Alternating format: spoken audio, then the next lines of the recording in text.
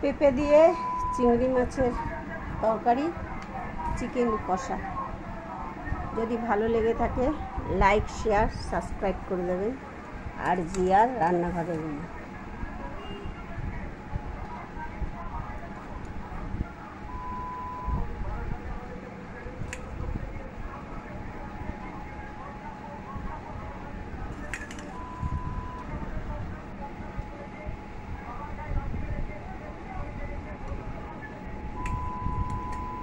রাখো, মোবাইলটা রাখো।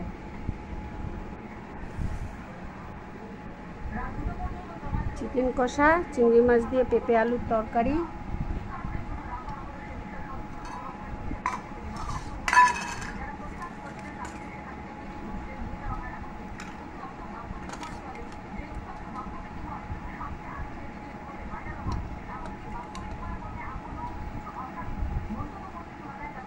যদি ভালো লেগে থাকে লাইক, শেয়ার, সাবস্ক্রাইব করে দেবেন।